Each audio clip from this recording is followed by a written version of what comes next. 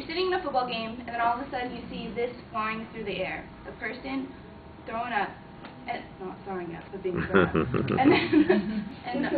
like the first thing you think of is like, that's so crazy. How do people do that? Like, how can someone physically throw another person in the air?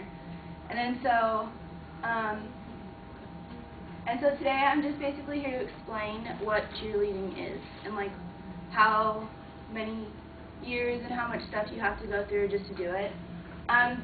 These are just pictures of like at a football game. I thought this picture was pretty cool. This is my team. This is a girl, that's just her feet being in the air. Like she's doing a stunt and that's just her feet because of the way the picture was taken. And then, so cheerleading was started by Johnny Campbell back in 1898.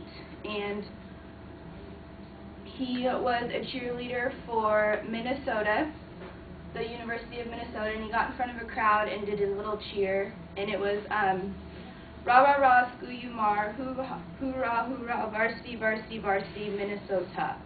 And this is basically just when like cheerleading was invented, and it was just guys in sweaters jumping over megaphones. And so according to cheerleading.org, here's just some like how it's gone through the years. In 1920, women became involved in cheer, and before then, it was just basically guys who stood in front of crowds and like yelled towards the crowds and getting them involved. And then in 1960s, the first pom-pom was invented. And this is just like how they used to look, and now they're all like crazy and metallic and vinyl and stuff. And then in 1970, the first nationwide broadcast of a cheerleading competition was held on CBS. And then and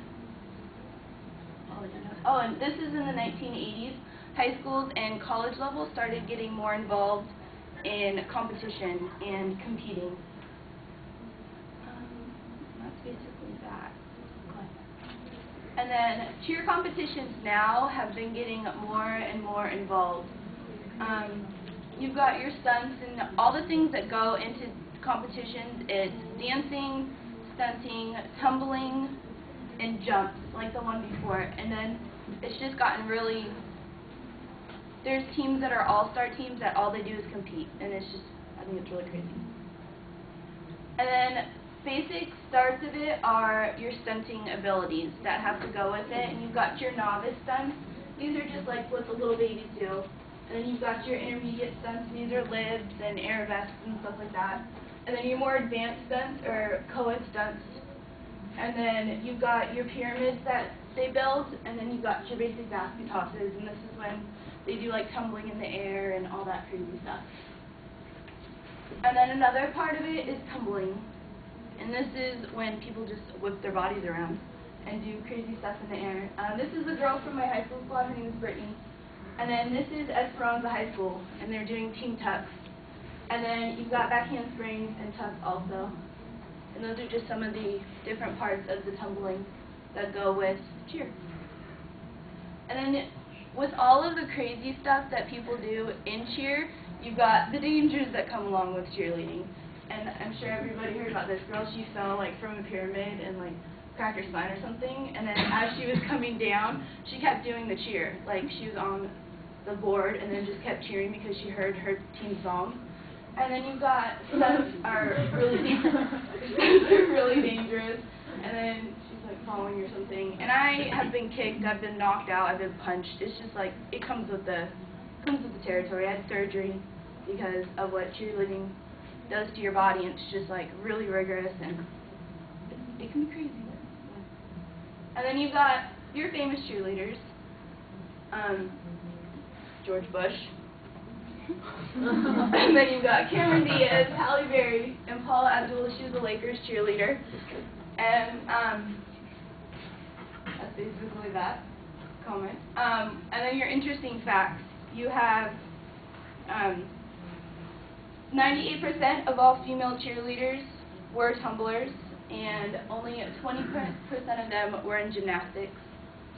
There's at least 4 million cheerleaders in 31 countries around the world.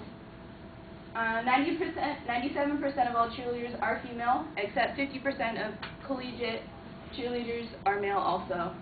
62% of cheerleaders are involved in a second sport, and then 83% of all cheerleaders have a B grade point average. And I know when I was in high school, our cheer coach made us have a 2.5 no N's, no U's, or we got kicked off. So it's like grades are really important when it comes to cheer, and you have to be able to hold your grades up. And then that's basically it. Thank you. So next time you're at a football game and you see those girls being flown into the air and tumbling back and forth, just think of like the time and the stuff that they had to go through to accomplish that. Thank you very much.